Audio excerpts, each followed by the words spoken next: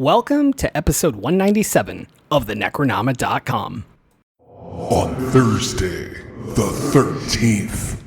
James Sabata, Donald Guillory, Bridget D. Brave, and S.A. Bradley are coming to Butcher Cabin Books in Louisville, Kentucky on Thursday, July 13th. Join us for an author reading, Q&As, tickle fests, whatever the hell happens. We don't know. It's going to be a great time. Come on out, buy some books, listen to some great stories, and have a great time with some people who truly love horror. We can't wait to see you at Butcher Cabin Books in Louisville, Kentucky. She'll be there.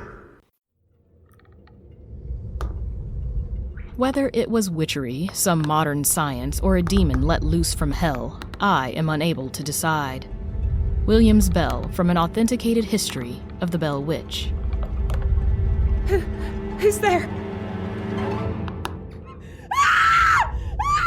From 1817 to 1821, an entity calling itself Kate tormented the Bell family of West Tennessee.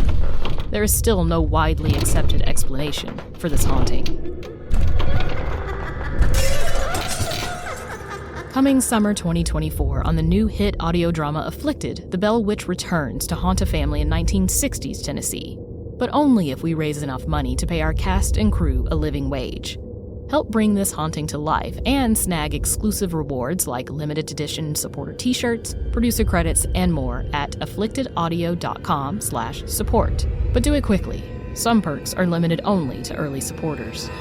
Good evening.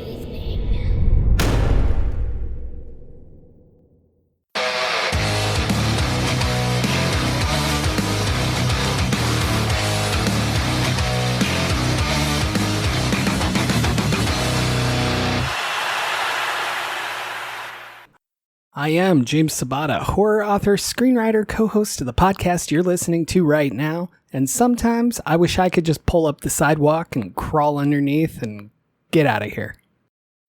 This is the part where Don normally introduces himself, but he's not here today. There's absolutely no telling where he is, but I will tell you this, I did not kill my podcast partner. Trust me. So, taking his place, we have two guests today, Matt Blairstone and Danger Slater. So, welcome to the show, guys. Do you want to tell our listeners a bit about yourselves? At the same time? Yes, preferably. Okay, 1, 2, 3. Hi, my name's oh, fuck, I thought you were going to do it. What the hell, man? That was me jumping into the pool. Disrupting. Yeah. That's very on brand. Take it away, Danger. Okay, yes, I'm Danger Slater, the writer. I am Matt Blairstone. That's the worst intro I could have done. I am Matt Blairstone, the publisher of Tenebrous Press, who, like it or not, is releasing Danger Slater's next book. Yes. Woo-hoo. House of Rot. That's why we're here. That's right. All right, so first, Danger, give me a real intro, man. Tell me about yourself and your books and your crazy stuff and why you're flammable. Well, I'm flammable because I'm full of gasoline and other precious gases. No, I am a writer of bizarro and horror and kind of absurdist horror, I guess would be kind of my wheelhouse. And I've had 2 books come out this year, one 2 months ago and one in a month, which is House of Rot with Tenebrous. Except we're traveling to the future and it comes out this week. Yay! What? You'll be able to pick it up. I can't believe we have flying cars Everywhere the day before StokerCon, June 14th, and then we will have it on sale at StokerCon if you will be attending that, audience member, in the future. Where Danger will be present as well. Nice. Yeah. But not James. I will not. What are you doing, James? I am hiding out. There's rumors I've killed my podcast partner, but we'll get back to that in the future. But no, I really wanted to go. I couldn't make it work this year. I hope you guys have a great time because StokerCon is amazing. So yeah. We got to meet there last year. It was the first time we met in person. That's true. Oh. Yeah. It was like we were old friends. That's right. Everyone was like, oh God, why have we put these two together? But no, tell me about House of Rot, because it's legitimately the only book you've released releasing this week that I haven't read yet. So tell me about it. Yeah, it's about a kind of a couple in their 30s that are moving into a apartment, their starter apartment that they are planning to go. This is the first step of many in their lives. They want to get this. They get the cheap apartment so that they could buy the house, so that they could have kids and have a family and all those things. And on their very first day there, they realize that, number one, something is happening in this apartment that they can't explain. There's these weird footsteps and sounds that are happening in the night. And number two, a bunch of mold and fungus starts growing out and all over the place, spreading very quickly and sealing up their windows and doors, and they can't leave. Nice. Yeah. And then it gets weird. Yeah, and then it gets weird. Matt, do you have anything else you want to add to it? No, it's a pretty good summarization. I think it actually holds a lot of parallels to this film that we're talking about tonight, which I imagine was intentional danger. I'd never seen Vivarium before this. Before you invited me on the show here. So I definitely see a lot of things that House of Rot has in common with it. Yeah, it's not like they're about the same thing, but there is some thematic similarities. A lot more than when we did the Moonfellows podcast, James, when we did Matt, we did American Werewolf in London just because there was a moon. Just because there's a moon featured in that. Yeah, they have nothing to do with each other. There's never a wrong time for American Werewolf in London anyway. So. True. And I additionally tried to get Danger. We were on hiatus. We weren't recording any episodes or dropping any episodes. And I was like, Danger, just take over my show, cover a movie like Moon, and just use it to push your book. And we never made it work, but that would have been hilarious to me. Just acting like there was nothing weird about us not being there. And yeah. But yeah, anyway. So normally I say, why'd you pick this film? But when you described House of Rot, I was like, oh, totally get it. So I suppose we could just jump in, man. I did not like this movie the first time I saw it. I was so annoyed by the screaming kid. And overall, I just was left like, eh. And then the second time I watched it, I liked it a lot more. So I don't know if I was in a shitty mood the first time or what. This was the third time I saw it, and I actively enjoyed it. So I just wanted to know, Danger, like, have you liked this the whole time? Have you hated it the whole time? Have your feelings changed? Have you watched it more than once? Have you watched it at all? I don't know. I watched it when it first came out, I guess 2019 or so. And I loved it the first time I saw it. I just like weird movies, and this is a weird movie. I rewatched it 2 days ago for this podcast, and I still liked it. I liked it slightly less than the first time, though, but because I knew all the tricks it had up its sleeve, and it didn't quite hit me as hard or as existentially terrifying when I knew what was going to happen. Yeah, that makes sense. Yeah. So what about you, Matt? How do you feel about this movie? I watched it for the first time last week, and I did not. So I was intrigued by it. It kept me engaged. I absolutely wanted to see what was going to happen because I wasn't sure what was going to happen. Mm-hmm. When it was all said and done, I had a number of problems with it. Knowing where it went the second time, I rewatched it yesterday, and it didn't improve upon the second viewing for me. I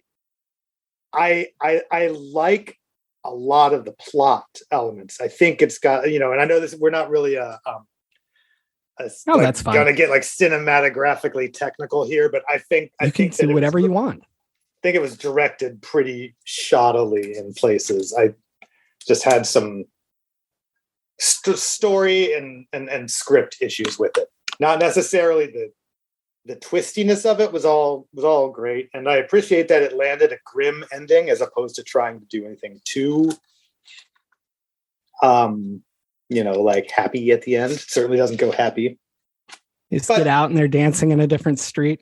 I'm very interested to hear what you both think of it, because because clearly it resonated with each of you, and I want to know what I missed. So I want to hit one thing. I was talking to a friend about the movie before all of this, and she was kind of asking me, like, what do you like about it? Because I don't think that she liked it as much as I did. And I was telling her, like, I love my daughter with an absolute passion. She's one of my favorite people, but there are days that I feel like I'm being held hostage and I can't just like go to Vegas for the night, or I can't go to a movie even, or a concert. And there's just like these days where no matter how great your kid is, you're just like, God damn it, I'm stuck here. And that really resonated with me this time around. And I think that I appreciated more how much what is her name, Gemma, right? Yeah. How much she just looks worn down all the time and just staring at this kid, but still has to keep doing stuff. And I think that part really hit me harder this time. And I kind of wonder if that's why this was my favorite viewing, if I'm kind of hitting something that I identified with more. Whereas my friend does not have kids, didn't have that at all, and didn't even recognize that was part of it. And I just wanted to hit that before we get too far in. I would imagine that having children certainly impacts how you view this movie, but I feel like that's probably the point that most people who either like it or didn't like it, I'm betting it centers on the child, what your thoughts on the child are. But I feel like it likes to think it's trying to say a lot about a lot of different things, and it's actually kind of like shallow level grazing across a lot of these issues, like parenthood is hard and scary, and capitalism sucks, and the suburban dream is fucked, and gender role stereotypes. But anyway, like to me, it only like touches on those things instead of really like digging in.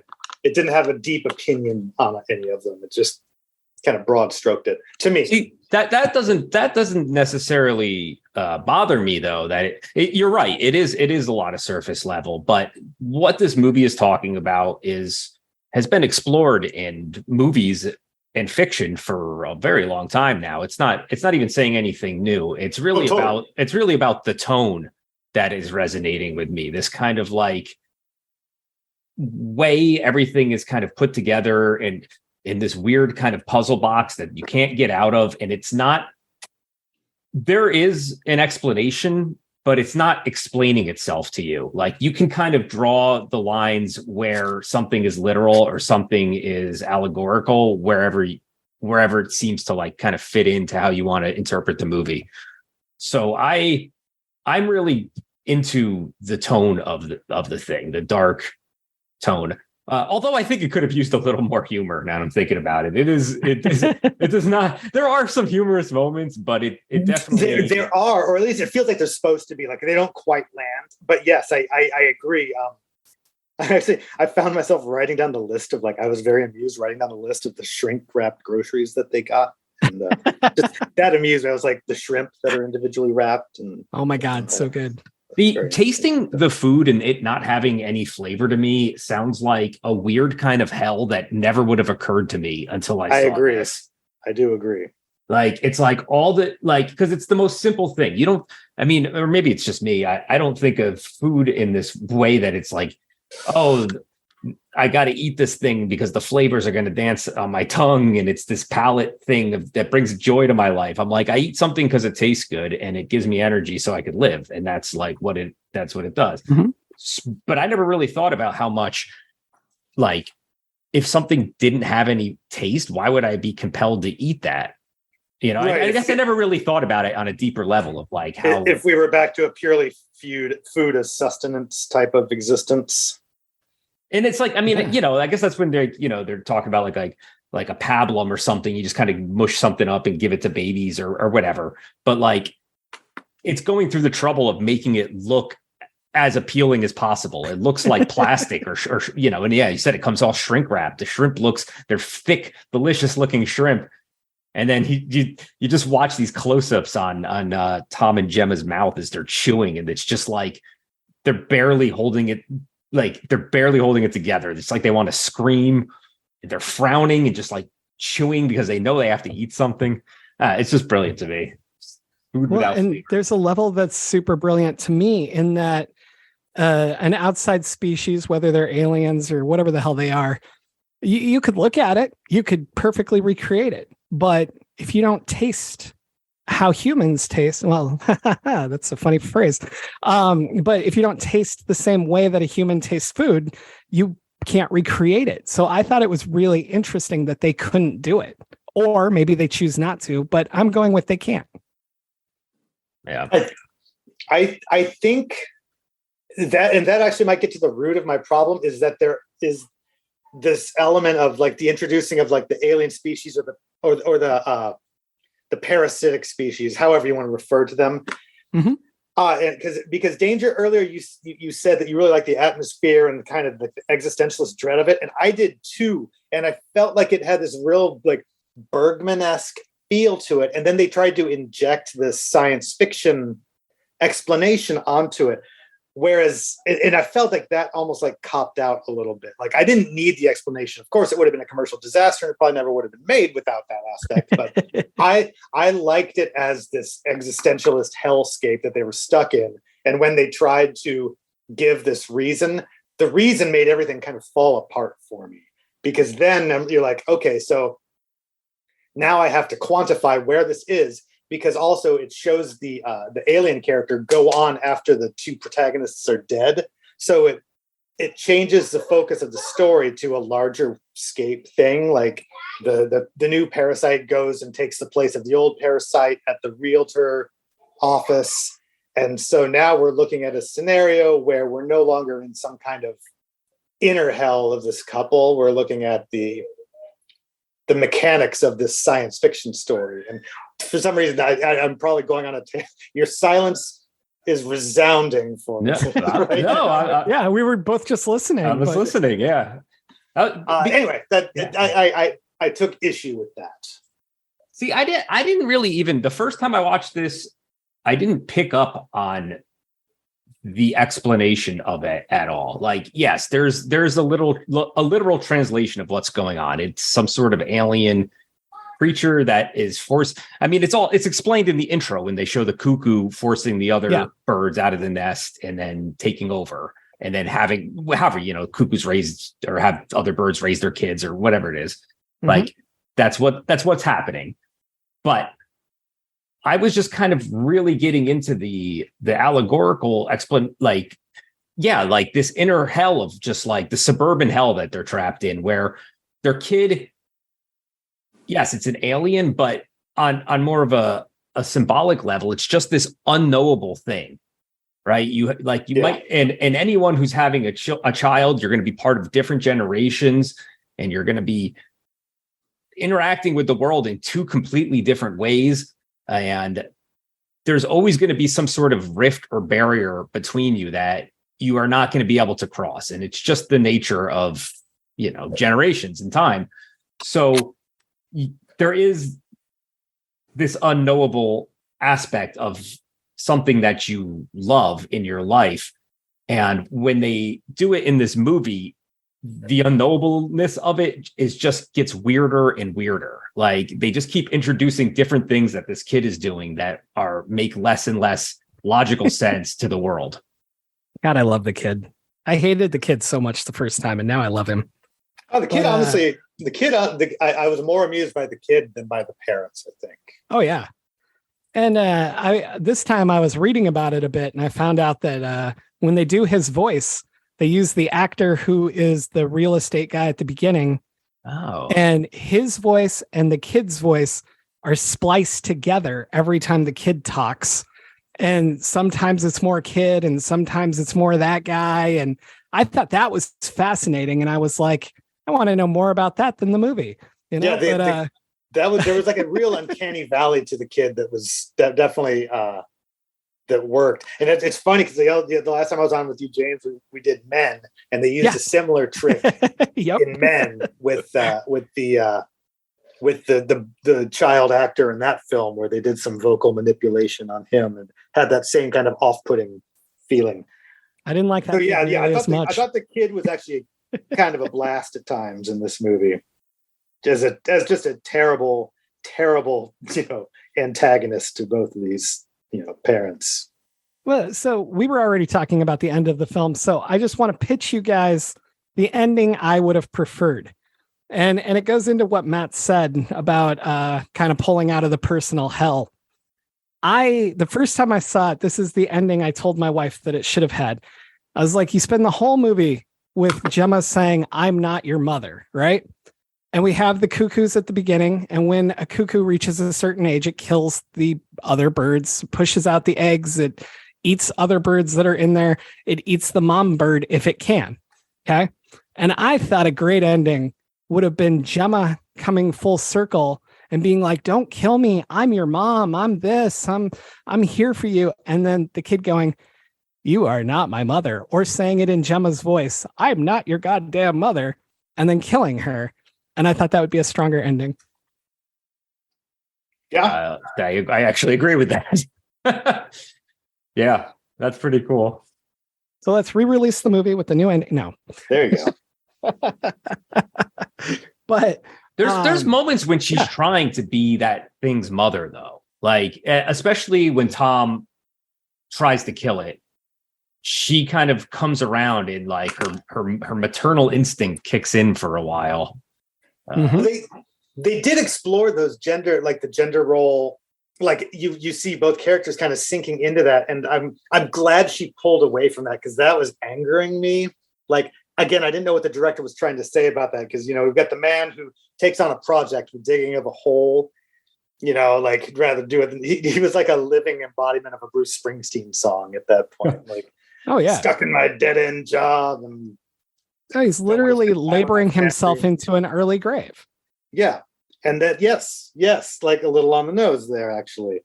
And then she was, very much, even though she had by no right, should she have felt any emotional feeling toward this child, like the implication that, just kind of the repetitiveness of taking care of him was probably creating this motherly instinct. I'm glad her character resisted that, because if she had given into that, I guess it probably would have made me wonder a little bit more about the director's intent behind that, because as it is, I don't really know what his intent was behind a lot of the choices he made in this film. But so I was actually unsure if she ever gives into those supposed instincts or not, because at the end of the day, she knows she has to raise him to be released. And so my argument that she doesn't fully give in is that she is not nice to him when they're alone. She kind of protects him when Tom's around, but when they're alone, it's always, "I'm not your fucking mother. I'm not this," like glaring at him. There's one scene when they're laying on a blanket in the yard, right? When she's starting to, her defenses are starting to, right before her defenses kind of lock up for good. Okay. Like shortly thereafter, when he reveals his throat thing, when the throat like all bulges up. Man, yeah. Before that, that's a pretty cool scene. Before that, they're laying out back looking at clouds and with nothing seemingly to gain other than the boy's joy, she like does the woof woof back to him, I feel like, and they start howling. Yeah, and that true. Felt like a moment of bonding to me. And I guess I'm actually okay with that, because you're stuck in this day-to-day hell. You got to do something. Yeah, you've got Stockholm syndrome at this point. Yeah, you got to abide. So I guess I can accept that. I'm just glad they didn't stick to that direction. Yeah, no, definitely. No, like, and that was one of the concerns I had the first time I saw it, that she was going to go full mom and like fight Tom over it, or some shit like that. So I'm glad that didn't happen. I mean, fully. So no, but I mean, the kid is like, it's just going to destroy them, and that's all it is set to do. Right. Mm-hmm. It's going to use them up. And then when it's done, it's done. And like, obviously that is what the movie is saying about,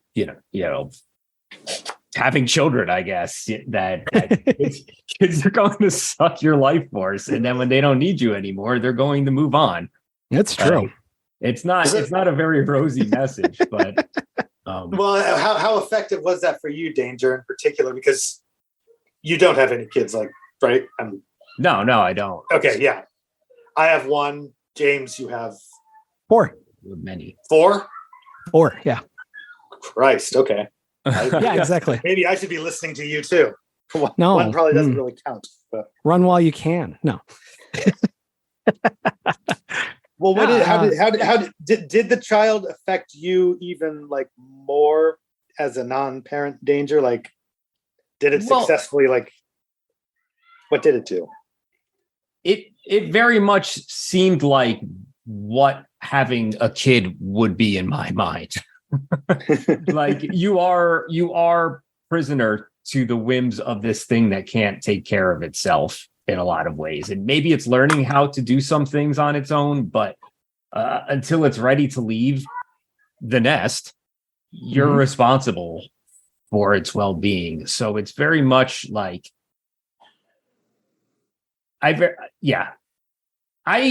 think maybe that's why I was identifying with these two protagonists, because they're in this situation where they're thrust into this facsimile of suburban normalness that they didn't really, that they really weren't ready for.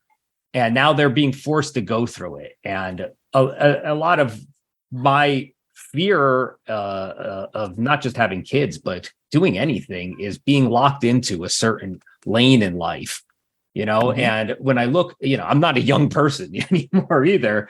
When I look forward, it's not like there's a million options for me either. So it's like, if I'm not following the blueprint or the road that's already laid down, there's really nowhere else to go. So it does kind of give me a lot of introspection going, am I making the right choices with my own life by not having children? And I know the movie's not saying and showing this having children is a horrible thing, but obviously that's not the case at all the time. And even the movie, like you said, when she's on the blanket with them, there are moments of joy in this between the two of them where they're having some sort of, you know, emotional connection, brief as they are. Counterpoint, having a child in this world looks like it only lasts about 12 months. And then they're out the door. But it kills you, so That's true. Well, that's going to happen either way. It's just accelerating the whole process. Oh, I didn't say if it was a pro or a con. I was just Well, let me ask you guys then, because how does this reflect on what you think about being parents? I mean, you can get into this as deep as you want. I don't know if you want to. I have a lot of personal information about yourself, but I would say it reflects upon parenthood in that it takes certain, for me anyway, it takes certain, you know, facts and then wildly distorts them. Which it's a horror movie. It's supposed, you know, or it's, you know, it's and a satire. Yeah, it's supposed to exaggerate them, but it absolutely does. Like, sure, I can identify my child being annoying in that movie, but you know, that's I do think I think anyone, parent or no, who doesn't think there's a certain aspect of that to parenthood is being a bit naive. You know, you know to a degree what you're in for. It's been you know programmed into us that raising a child generally is not an easy process. Yeah. And certainly having one thrust upon you when you don't want one, like these characters, that's a labor too.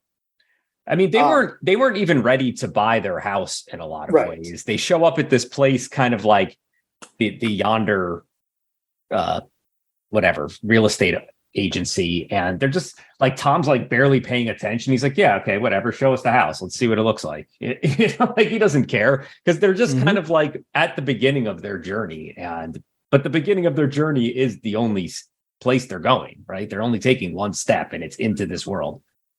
And being a parent, I won't lie. Like, first off, I love my kid. I love spending time with my kid. But you know what? As a parent, I'm even whispering this into my phone because you feel like bad. Like, I hate other people's fucking kids. Oh yeah, absolutely. Kids. I hate being around them. So I get it. I totally understand it. But it's almost like this willowing like fear of like that's what bothered me about him is almost this like fear of kids, which again I guess I understand, but they are solvable. You know, there is a solution for the most part. And I guess they find it occasionally when they stop it from shrieking. Yeah. Throw some cereal in its face. Mostly I blame these characters for being kind of the most uncurious pair of people. Like, oh yeah. I wonder, like either the movie skipped over all the curious stuff they did when it bounced forward like 100 days. Like at the very least, I'd like go live in a different house every day for a while, or start trying to. That's what I said. I would totally be trying to break into other houses. Like I'd see no what other weird, reason. I'd at least like be just exploring the mystery of where I was. They like, at least the way the movie was cut, they resigned themselves to a fate worse than death so suddenly that you didn't get any you got like one night of exploration. Yeah. And then he burned the house down, which granted, fun character move, not very smart in the moment, but right. No, I was like especially against the characters about halfway through. I was like, you guys are just terrible. You're so boring. But even like when they get sick of each other, they could have gone to different houses at that point. Like that would be a funny thing to put in, you know, like, hey, we're stuck here, but I'll be across the street. Fuck it. He can be digging his hole. Yeah. Digging other holes. Just keep going. Just dig holes everywhere.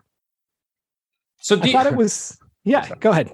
I was gonna say, it towards the end, she kind of like falls into the kind of matrix of this world.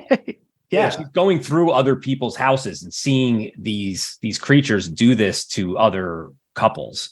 Mm-hmm. Do you think this is all happening in the same endless suburb, or that suburb is kind of just a little pocket thing, universe, whatever for them? Well, I'm curious about that too. Definitely. Like, was she literally falling through sublayers, or was it a dimensional type thing? Because it was like other realities where the same type of experiment was being conducted, and I couldn't tell if it was going for because it had switched to a literal feeling science fiction film where this is an actual physical parasite alien thing, and she falls through and I don't know if they were going for that or if it was more metaphorical, like she was descending into the other existential hells around her. Well, and so then why doesn't digging do the same thing? Yeah. He finds something. He finds something and they show it so quickly, and I tried to rewind it. Does he find a face down there? It was another body bag. Mm-hmm. Oh, it was a body bag. Okay. Yeah. So I guess they're saying whoever was there before him did the same thing and ended up in the same place. Yeah. Okay. I couldn't catch. They showed that so briefly and never cut back to it. But they hold on that kid screaming. Yeah. There's 7 minutes of screaming if you cut them all together. I love the Matrix, as you called it. I would be fascinated if you were going to make a sequel out of this. That's what I want to see. I want to see like 10 different families dealing with this, and like some killing the kid, or like people like there was the one committing suicide in this, but just like people trying to find different ways out. That would be way more fascinating to me. Yeah, seeing the second one's like all the parents fight back, like in the cube, all the different realities, everyone finds each other, and then they bond, they team up and fight back against an army of screaming children. But when that guy though scuttles backwards and lifts up the sidewalk and climbs underneath, the first time I watched this, my jaw was on the floor. I was like, what the fuck is happening now? Like you could like slip out of reality here. Like there's like a side exit or something. Yeah.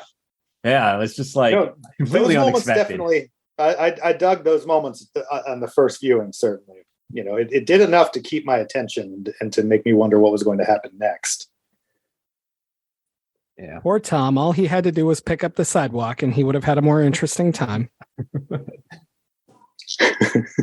I mean, I think that this says a ton about just the supposed promises of adulthood, right? Like, oh, you'll live in the suburbs and have a family and have kids and work your perfect job. And, but it's also that fucking weirdness of what suburbs are like. And I live in Phoenix, so everything's cookie cutter. I don't know how the places you guys live are, but like, it hits me so square on that's how it is here. Like, everything looks the fucking same. Our strip malls have like the same fucking places in each one. Like, it'd be really easy to be at the wrong place here in Phoenix. It's just redundancy. And then like that whole expectation of being the guy who goes to work all day and coming home to your family and she raises the kid. Like, it's so on the nose, but also really freaks me the fuck out when I watch this. It's not that it's unrealistic. It's definitely, these are tropes that exist for a reason. Yeah. I grew up in a Midwestern suburban-esque neighborhood, although it was an older, it didn't have that like every house looks the same vibe. It was at least, had some character to it. But yeah, it would have been considered suburbia. It was central Illinois, and yeah, it had all the big box stores and every strip mall that you can imagine and every chain restaurant that you can imagine. And that's where I was for the first 18 years of my life. So I certainly that gives me this weird little feeling of anxiety thinking about those things. I'll bet the HOA in this place are such dicks. It's kind of like a Bentley Little. It's a little like Bentley Little-esque. There was that book you wrote about that. Yeah, the association. I loved that book. Yeah, it's so good. That book was ridiculous. That book was the kind of the book version of this, or this was kind of They're calling you in, or they're leaving little notes on your door. Hey, if you could just maybe paint over the "fuck you" on your roof, that might be a little helpful. It's kind of clashing with the neighbors' flowers. That's what it is. Right, they could have made. They had this whole suburb to make like an art installation piece. They should have like gone crazy. Yeah, paint every roof. Exactly. And then you wake up the next day and it's back to normal, but your fucking hole's still there for some reason. Hey, you can burn the house down, but you can't dig a hole. No, other way around. You can burn the house down, but the hole like never goes away. I don't know. Well, it burned really strange. Like when he flicks the cigarette and then the grass burns away in like fast motion. Yeah. Which also with the house when the house burned down, why didn't that happen? But yeah, I'm digressing. But I was wondering what was the implication that the grass was fake, and if the grass was that fake, how did they not notice that sooner? I don't know. It was just time in the movie. It was time for that to happen in the movie. So they're like, "I burn it away." Well, I mean, if this is a construct that they're in from these things, then he could dig a hole that doesn't go away because that's what they want him to do. Clearly, someone else has done it before him, and it's just part of the life cycle here, or what the parents do in this world. Or has he done it before him? Is it him? Oh, I thought that for a second because it's again like it. When you start really breaking it down, it makes a lot more sense in the literal sense. But first watch through, I'm just like, what the fuck is happening? Like, what the fuck is the next thing? It was very baffling to me, but in a really compelling way because like I said, I like the tone and the look of the whole thing. It just was very much like in my wheelhouse, like having that scene when they're looking up at the sky, the one we brought up, a couple minutes ago, and they're talking about the clouds and she goes, "What's that cloud shaped like?" And he goes, "It's a cloud shaped like a cloud." And she goes, "What about that one?" He goes, "That's also shaped like a cloud." And she goes, "Yeah, all of the clouds here are shaped like clouds." Like that to me is such an existentially horrifying thing, but it's also like kind of cute and benign at the same time. Like, and it's those two tones rubbing against each other. That is, I mean, that's essentially what I do with my fiction. I'm trying to kind of get into that moment where like everything is right, but everything is wrong at the same time. Mm-hmm. Well, I've said it on this show several times, but one of the things about horror that freaks me out the most is when things are completely normal to everyone around me. And I'm like, no, but that's fucking weird.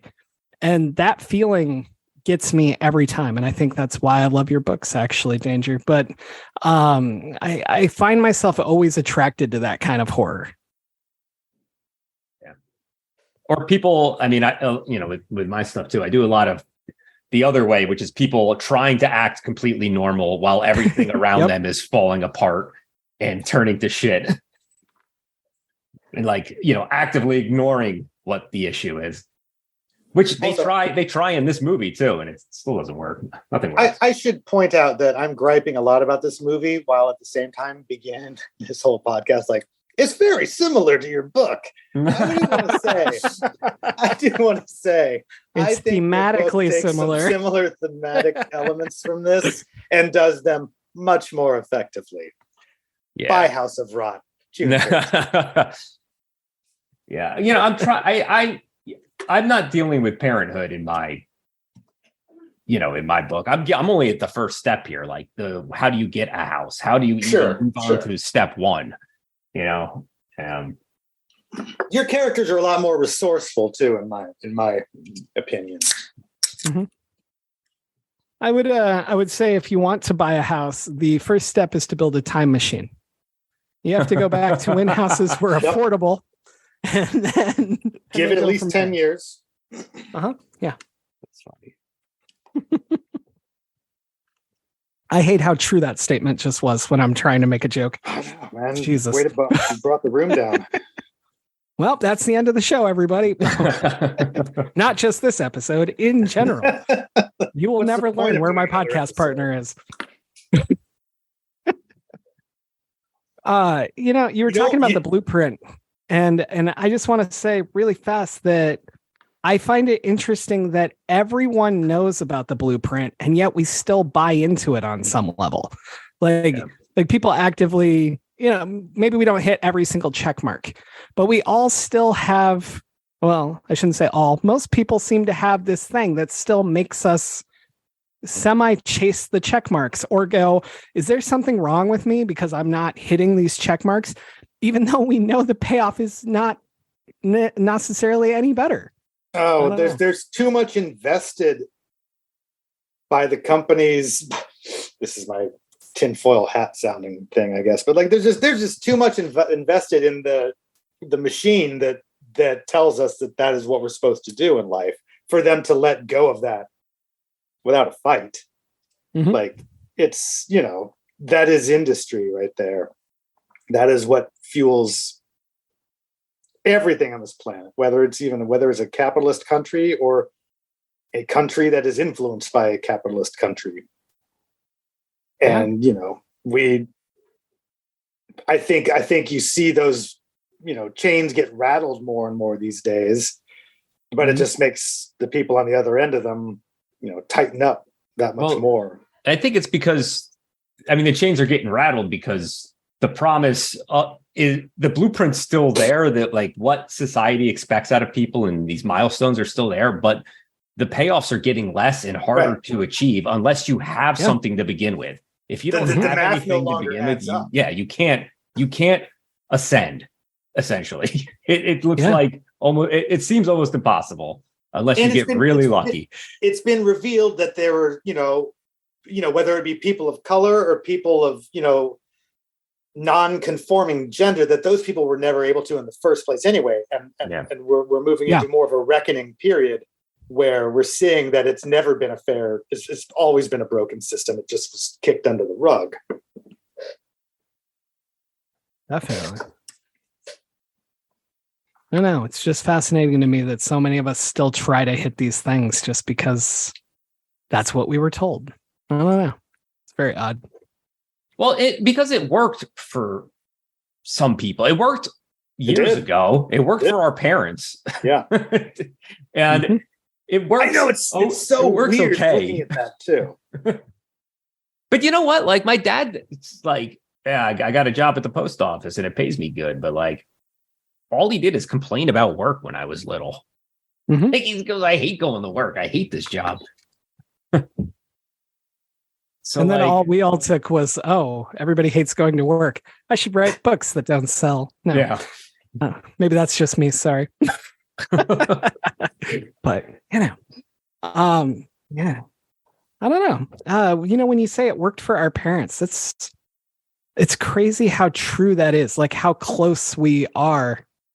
And then I look at like my own kids and I'm like, if it got this fucked in my lifetime, like, where's it going? Oh yeah. Yeah, I did like Gen Z and beyond. I'm like, I don't know what you guys are going to do. Like, it's over. Like corporations own everything, and unless you are born with some money already in your bank account, that's it. Doing stuff with Tenebris, I tend to work with people that are most of the people in my circle are pretty substantially, not all, but most are substantially younger than me. Late 20s, and my partner Alex is in her mid 30s, early to mid 30s, and so a lot of that has given me a kind of an optimism. I have to say, it could be a naive optimism, I don't know, but I do see. I think that what people younger than me are outraged about are things that will slowly start to be fixed the sooner people older than me start to die. Mm-hmm. I mean, I do see a reckoning of sorts. And again, I hope that's not just blind optimism, but I have a admittedly fatalistic optimistic streak, but it's optimistic nonetheless. Right. Well, so I hope that they can right the ship in a different way. I hope they find. I think I can see that there is a path to a better way of doing things. I don't know how the fuck to get there, but I hope someone does. I just like hearing anybody's optimistic take because I feel like that doesn't exist in my world some days. So I might just need to manufacture it to get through the day for all I know, but I have one and I'm kind of like blitheringly walking down it every day, seems like.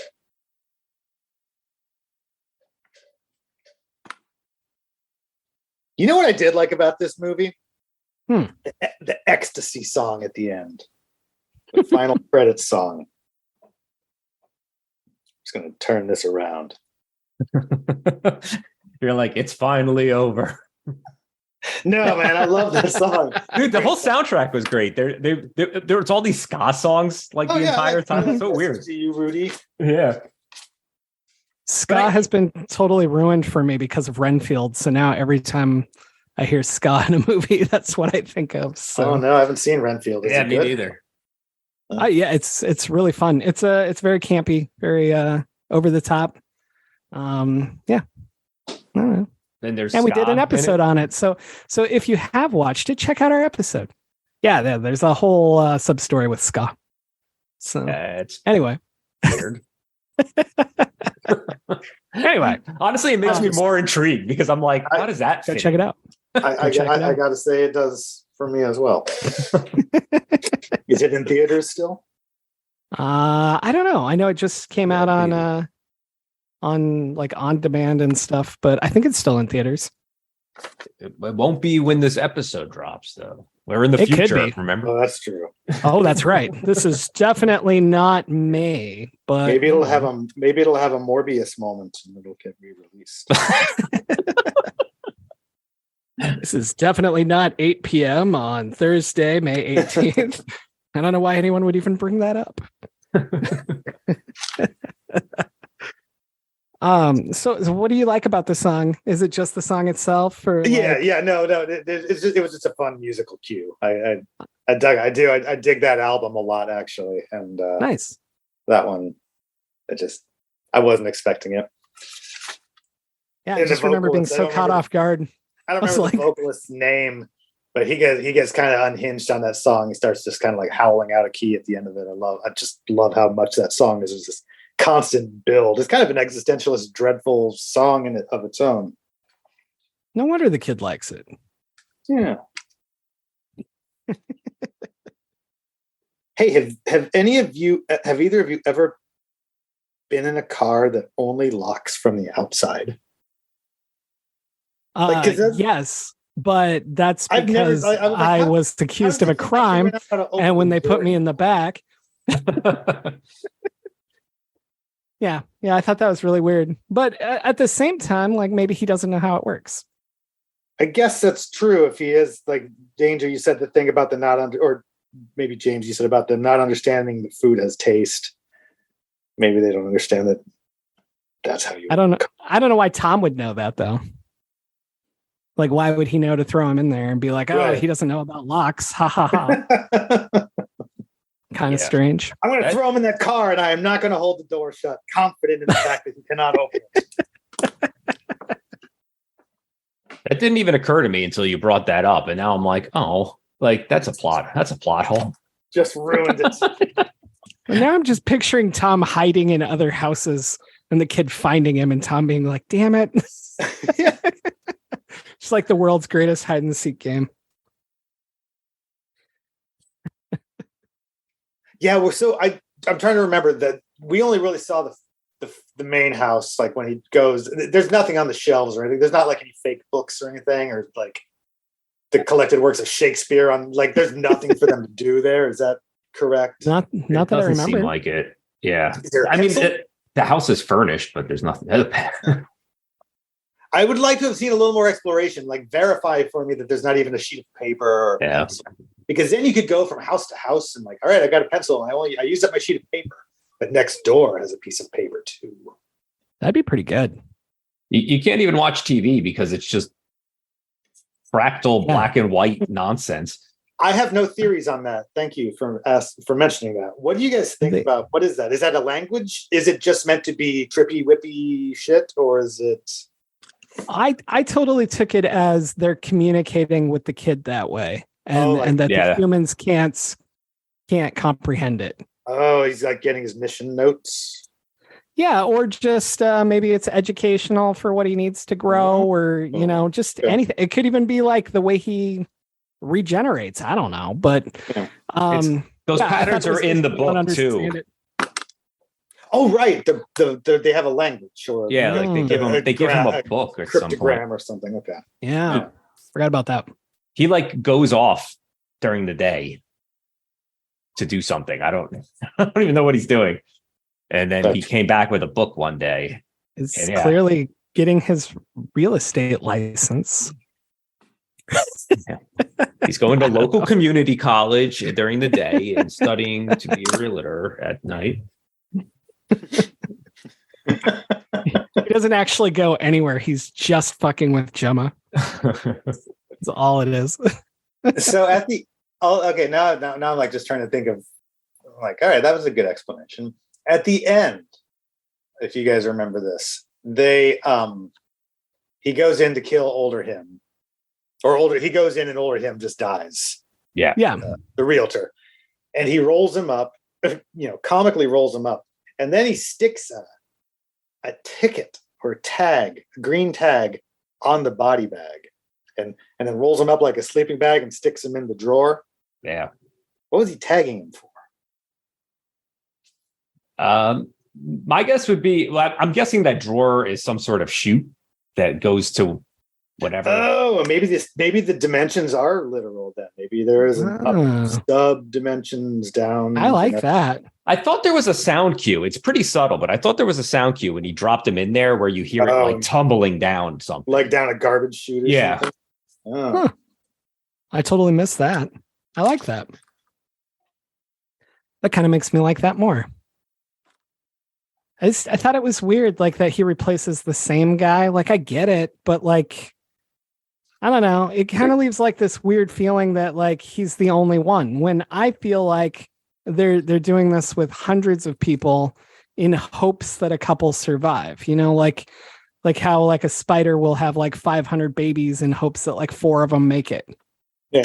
Are they planning on filling the other houses eventually? Like, or is the entire size of the the suburb just to keep them from escaping. Like they wouldn't want a whole suburb full of angry. Well, the suburb also loops. So they don't, there is no actual exit for them. Like they can't, if they walk forever, they just end up, there is no walking forever. You know, I don't know how long. It took them a day, I guess, of heading in one direction before they ended up right back where they started. So if it's some sort of like globe or kind of folding thing into itself, you know, some sort of other extra dimensional way that it's arranged, yeah.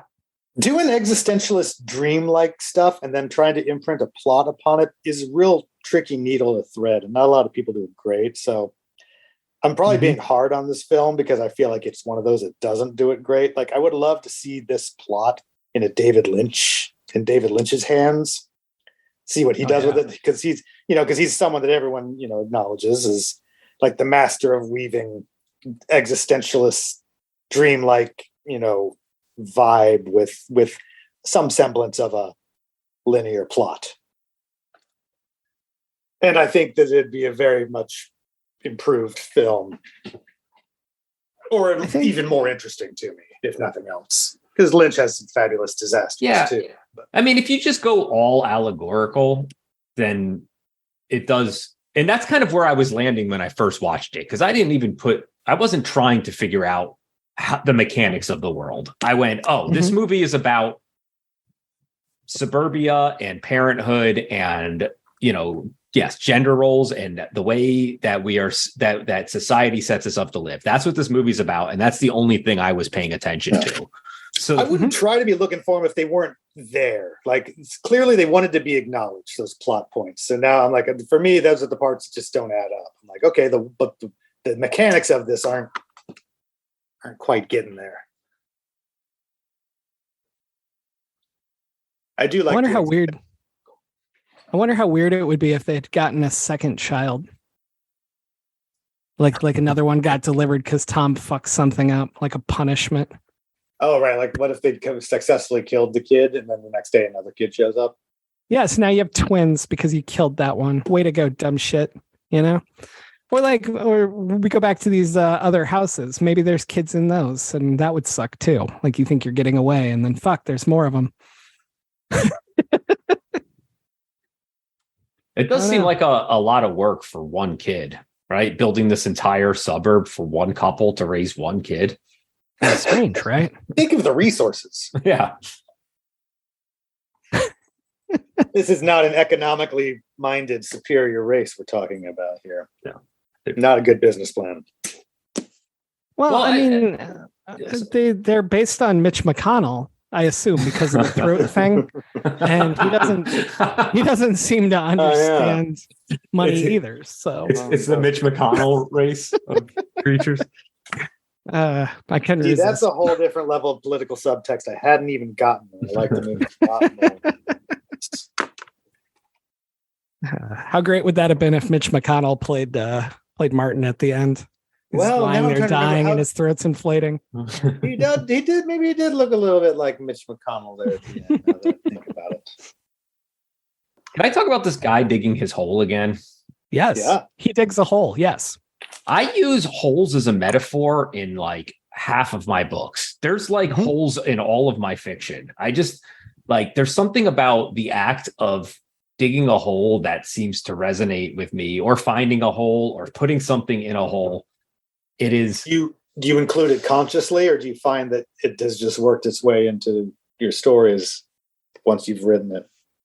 I'm not going, where am I going to put a hole in this story? But when I'm, it's a big, that's only posted on your wall. Yeah. There's one posted on your wall, and it says more. Where's the hole? More holes. No, but it just kind of happens because again, when I'm getting into the allegory and stuff, and my stuff's very allegorical, I start going, you know, it's something that takes a lot of effort. That is, you're essentially like making something that is not something at the same time, right? You're taking something away from something, but it's but you have to do it to make it. I don't know if I can fucking explain this right. No, I think you're explaining it. You're Yeah. right. I mean, House of Rot has a big digging scene. Moonfellows has a lot of digging in it. I get it. Uh-huh. I mean, I see it. I think there's some digging and he digs a hole. It's about a guy digging a hole in his yard.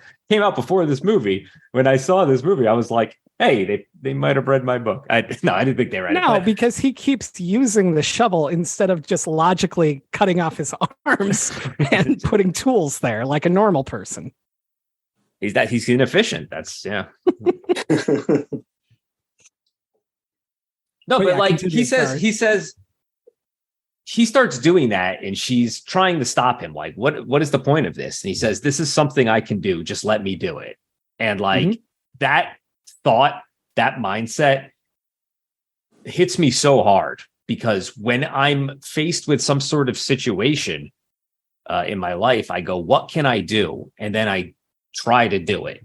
Right. You're a fixer. I'm I do. I feel like I want to fix problems. And I am too. I get told that by my, by the people in my life. Definitely. And part of the kind of existential quagmire of the movie, The Dread, is the thing that he can do is a futile, not nonsensical thing that doesn't help the situation at all. And in fact, turns out he's only digging his own grave at the end. So stuff like that to me feels so like it just resonates so hard that like I'm able to overlook stuff like a car door that only locks from the outside.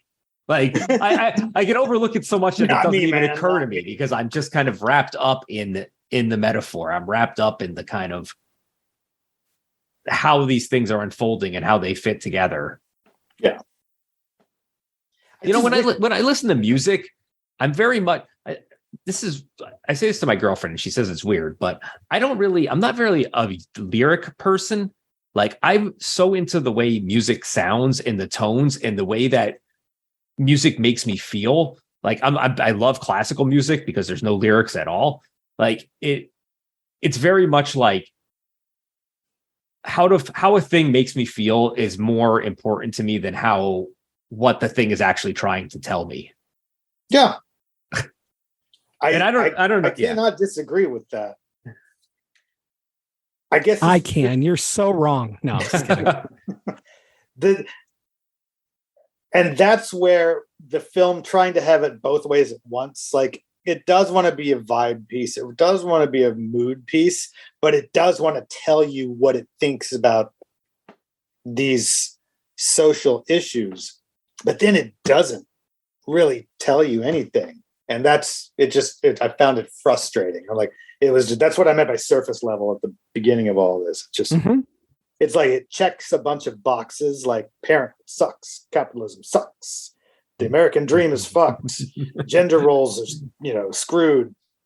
But it just like lists them off and then kind of presses that template on an admittedly very weirdly vibed film.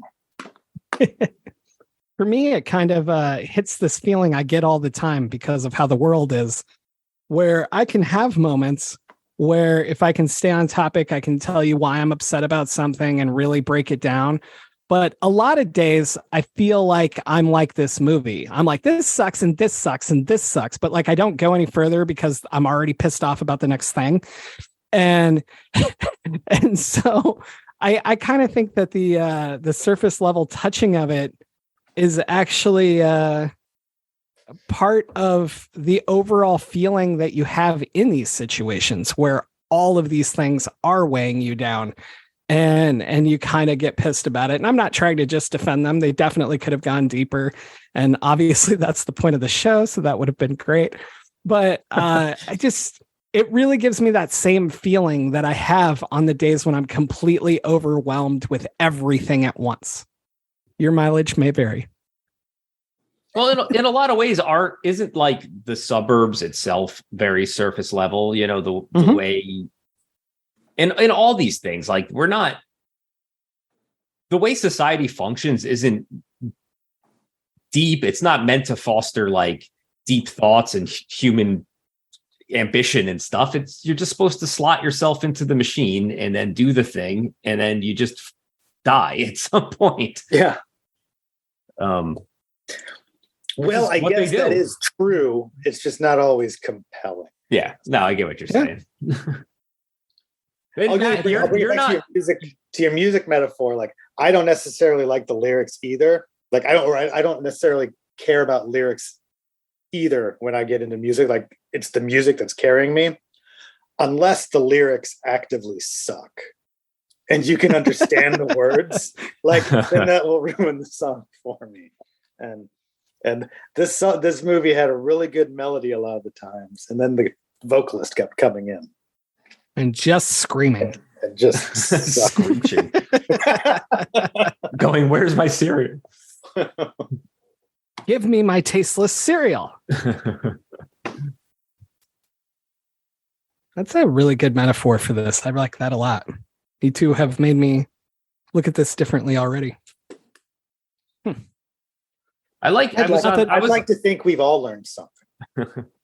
It does seem very divisive, the movie, because I was looking through the Letterboxd reviews after I watched it, and they're either like 1 or 2 stars or like 4 and 5. Like, no one's like, yeah, it was fine. Like, most people were like, this was on my level, or like, this wasn't doing it for me at all. I would, like, more than any other movie I can think of in recent memory, I would love to see what the demographics of the people who loved versus hated this film are, though. And how much of it is centered directly around kid havers, parents. Well, and even just, like people who live, like if you take like New York life versus suburbs versus even like living out of the country, like that could make a huge difference. Any of that. Yeah, I'd be fascinated to see that too. Although this was I don't know if you saw how many title cards there were at the beginning of this movie. There was like 20 production companies that put this, and they were from all over Europe. Yeah. It was like Belgian, French, English co-production. Well, that's how you get a movie with a grim ending made, sir. So kudos to them to not, happying up the ending or anything. They probably had to work with a lot of individual investors to get a movie of this certainly decently budgeted, something like that made. But yes, it's very Western capitalist, though. Mm-hmm. Like, the whole mindset of it is it's not taking into account, like, and it's only got one perspective basically to show you. It's weird though. It did feel very American suburb, and it was not, though, right? Yeah. Gemma is European. He's the only one with an American accent in the whole movie. But the car was right. But yeah. So it was and it just looked very American. I don't know. But I don't know which countries in Europe also have their steering wheels on the right, but it always surprises me because it'll be like some random country and you'll be like, "Whoa, I guess they do that there too." Well, and I mean, just the concept of suburbs, I know it's not uniquely American, but it's what I was brought up on. And I also honestly have not spent any time in my life in European suburbs. So that is my ignorance to bear. But the setting caught me off guard again, I guess. Yeah. I mean, I know I said it was, this co-country production, but it does seem like very American perspective. It would not surprise me if the filmmaker was American. I don't know where they're from, or at least a writer. Yeah, I'm not sure. We know nothing. The things I don't look up before doing this show. Yeah. I thought one of us would have actually looked up some information on the director behind this. Never. Oh, I didn't. Lorcan Finnegan. That sounds Irish. It does. He is Irish. Is there any other movies, maybe Matt, if you could think of any, that kind of do this better, you think? Talk about the same kind of thing? Oh, I tried to... I know I'm putting you on the spot. So no, I was trying to think of that last night, and then I didn't. Then I forgot to think about it. I was like, I've got these thoughts about other movies having deeper commentaries on these things, but now I can't think of them offhand. No. Like Edward Scissorhands or something? I like that. There are movies that definitely touch on that suburban, the exaggeration of it, but that's definitely more for a comedic effect versus this, desolate existentialist feel. Yeah. I don't know. It felt like the director saw a bunch of there were moments that felt like Ingmar Bergman. What is the meaning of life to the whole thing? But I don't know that those were necessarily direct influences on this film. Well, and you get stuff like Don't Worry, Darling, or The Stepford Wives that kind of touch the weirdness of suburbia. Yeah. But I can't think of anything that does it like this, where it's just the one couple. Like, it's usually got that interaction with like the perfect couple over here and your friends over here and the nosy lady over here. And, but I can't think of anything that really isolates you in the suburbs. And right. that's kind of fascinating in itself. And it's kind of hard. We're talking about a suburb without suburbanites in it. Yeah, absolutely. Literally like two characters. So, I mean, I was even just trying to think of something where people are in the suburbs and they feel totally isolated, even though they're surrounded by people, but I don't know.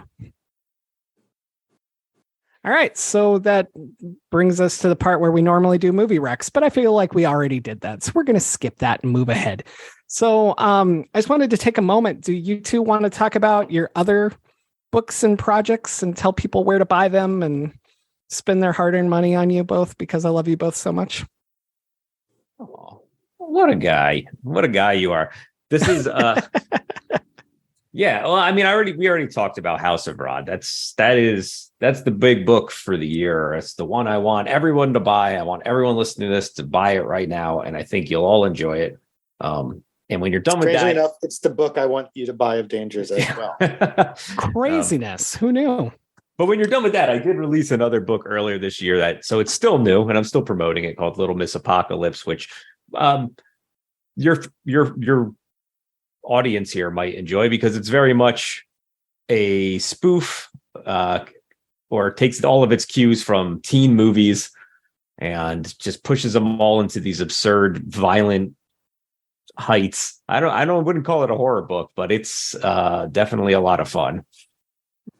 I think it's definitely got horror elements. Oh yeah. There's lots of horrible things happening at all times, but it is not scary. It's more like fun. Cool. Yeah. Do you have anything else coming out anytime soon, or not yet, or? Not until 2024. So cool. I didn't know if this was the year you were dropping 25 books or something, so. Yeah, that'll be next year. Just two really good ones. Yeah. There you go. All right, Matt, what do you got? Well, aside from House of Rot, which does come out, this is when in a few days, I believe, from when we're airing this, June 14th. We are also a few days away from closing submissions. That we close submissions on June 17th for our next charitable initiative, I guess. We're recording this, from the past when AI was a big looming threat on the horizon, and by the time this airs, I'm sure it will all be resolved. It's all been taken care of. Yeah. The robots have won. Just in case it hasn't, we had a special edition dark speculative fiction magazine called "Thank You for Joining the Algorithm." We're going to be putting out 100% of the proceeds from that will be going to a couple of groups that are working to preserve the rights of artists, writers, creatives of all stripes against this encroaching machine learning that is in fact happening right now. And again, that is called "Thank You for Joining the Algorithm." We do not have a release date yet for it, but we are putting it into production as soon as possible. We did this last year with an anthology called "Your Body Is Not Your Body." We were able to raise $10,000 to benefit various groups who were fighting for trans rights, particularly in the attempted criminalization of trans people and their families in the state of Texas. And this is a very different type of issue that is affecting more than just artists across the world. It's entering every facet of our world right now, and taking away our arts from humans is a ridiculous premise. And I don't care how broad strokes I'm painting that issue. It is a horrifying thought. So this is us trying to do a little bit for that. And that's one of the things that I love about you guys. Go to our website at tenebruspress.com. The submission guidelines are up there. They close on June 17th, I believe, is the day that they close. So, and if you want to support the project, just keep an eye on us at tenebruspress.com. Awesome. Or on that's one of the things that I just love about you guys. You don't just do this like normal people don't just do this, and you guys pull it together so fast. I'm impressed all over again, just like last year. We have more anger than we have brains. We apparently just we charge at things without really thinking them through. So far it hasn't caused too much collateral damage to ourselves, I guess. And I didn't mean to cut you off, so tell us about the Discord as well. We do have a really thriving and lively Discord. The Tenebrous Press Discord. I don't know how you tell somebody the address, but if you find us on Twitter or anywhere on social media or a link tree or on our website, you'll find an access point to the Discord. Lots of writers on there, but lots of non-writers, lots of artists, lots of creatives of all stripes, and lots of just horror fans on there. And for writers, we do try to do weekly or almost weekly pitch sessions where Alex, my partner at Tenebrous Press, is the editor-in-chief, and I like to call her the fly in the ointment. And we do Sunday morning pitch parties where we help young writers, help experienced writers work through some of the plot points of what they're working on. And other than that, it's also just a very rambunctious group that talks about everything from the suckiest part of Washington State to very not safe for work topics to lots of talk about this encroaching AI issue. Very cool. So join us. So where can people find you both on social media? Just Google Danger Slater. I did that just once. Do that anyway. Don't click the images. Just Google it. Definitely don't look at the images. You're going to be very upset. But yeah. No, I'm on Twitter, Instagram, Facebook, all of them. So yes, just look up my name and I'll be there. Awesome. Yeah. We're primarily Twitter and Instagram at Tenebrous Press, and tenebruspress.com is our website. If you find one of them, you'll be able to find all of them. Fantastic. All right. So I suppose that wraps this up. I want to thank you both for being here and for just having a great conversation about this film. I feel like I finally felt like I knew what I wanted to talk about with this, and you guys took me in different directions, and I liked it a lot. Nice. I did too. Thank you. Well, fantastic. I'm glad I was able to fill in, and I hope they find your poor partner. I mean, that's hard to know. Yeah, alive. Attached. Definitely. Don't check the woodshed. But so I guess that wraps it up for this week. As always, I am James Sabata, and I will be back here next week at thenecronoma.com.